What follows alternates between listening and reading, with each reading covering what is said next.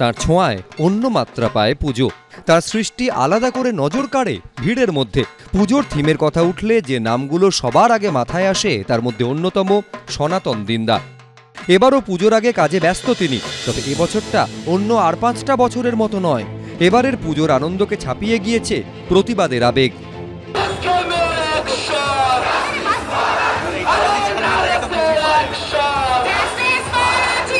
দিনে 2 বার ব্যবহার করো স্টপেজ ক্রিম আর নিজেকে রাখো evergreen Keya Sheth aroma therapy stop age cream আর খুঁজে পাও নতুন আমিকে। ঢাকের বলেও ফুটে উঠেছে বিচারের দাবি। সাধারণ মানুষের আবেগের ঢেউ শিল্পীর থেকে বেশি কাকেই বা নাড়া দিতে পারে। তাই এবছর শিল্পী সনাতন দিন্দার দেবী মূর্তিতে বদলের ছোঁয়া।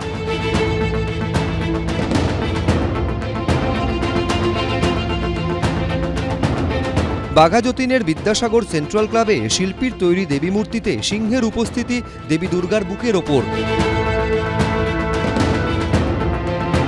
যেন সিংহের শক্তি সমগ্র নারী জাতির মধ্যে সঞ্চার করতে চেয়েছেন শিল্পী। অসুরের সারা শরীর থেকে বেরিয়ে আছে দাঁত নখ, যেন সমাজের বিকৃতি, লালসা, অশুভর প্রতীক। আমি একজন সোশ্যাল অ্যাক্টিভিস্ট পেন্টার। যা কিছু সমাজে ঘটে সেটার আজ আমার শরীরে এসে পড়ে। তো আজকে যে এত বড় একটা ঘটনা ঘটে গেল, তার জন্য আমরা ডিমান্ড করছি জাস্টিস। আসলে এই শিল্পই হচ্ছে পৃথিবীতে প্রথম বিপ্লবের মূল চাবিকাঠি, এবং শিল্পীরাই সেটা করেছে। সারা পৃথিবীতে আমরা দেখে এসেছি। এত বছর দেবীর হাতে কখনো কোনো অস্ত্র দেননি শিল্পী, কিন্তু এবছর বাঘাযতীনের বিদ্যাসাগর সেন্ট্রাল ক্লাবে দেবী দুর্গা ও তার 4 সন্তানের হাতে অস্ত্র রয়েছে। বহুদিন ধরে দুর্গা আমার মেয়ে বা আমার মা বা আমার প্রেমিকা, তার হাতে অস্ত্র ধরায়নি, কিন্তু এখন মনে হয়েছে অস্ত্র ধরাতে হবে। যারা অসুররূপী ধর্ষক, নখ দাঁত সব কিছু উলঙ্গ করে যে আক্রমণ, সেটার বিরুদ্ধে প্রতিবাদ করতে গেলে তাদেরকে কুপিয়ে কাটতে হবে। এবং সেই রাগ, সেই ক্ষোভ, সেই তেজ আমি দুর্গার বুকে দিয়ে দিচ্ছি, এবং দুর্গা সন্তানদেরও আমি অস্ত্র ধরাবো। এই পুজোর এবারের থিম যুদ্ধ করে করবি কি তা বল। সেখানে দেবী মূর্তির মধ্যে দিয়ে অন্যায়ের বিরুদ্ধে লড়াইয়ের বার্তা দিতে চেয়েছেন সনাতন দিন্দা। ভবানীপুর 75 পল্লী পুজো কমিটিতেও প্রতিমা শিল্পী সনাতন দিন্দা।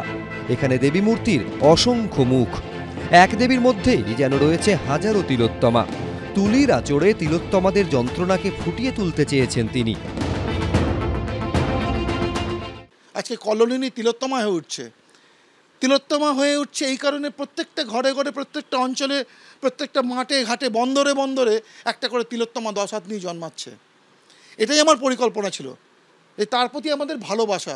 কারণ শুধু মা বলে প্রণাম করবো, তারপর বিসর্জনের উল্লাসে ভেসে যাব, তা তো নয়। এই যে দেবী হয়ে ওঠার প্রবণতা, এটার থেকেই আমি তিলোত্তমাকে এখানে রিপ্রেজেন্ট করছি। আরজিকর কাণ্ডের প্রতিবাদে গর্জে উঠেছিলেন শিল্পী সনাতন দিন্দা। তার তুলির আঁচড়ে চিৎকার করে জানিয়েছিল বিচারের দাবি। এই ধর্ষণ ও খুনের প্রতিবাদে রাজ্য চারুকলা পর্ষদের সদস্যপদ থেকেও ইস্তফা দিয়েছেন শিল্পী। এবার নিজের সৃষ্টির মধ্যে দিয়েও প্রতিবাদের ছবি আঁকছেন তিনি। অরিত্রিক ভট্টাচার্য, এবিপি আনন্দ, কলকাতা।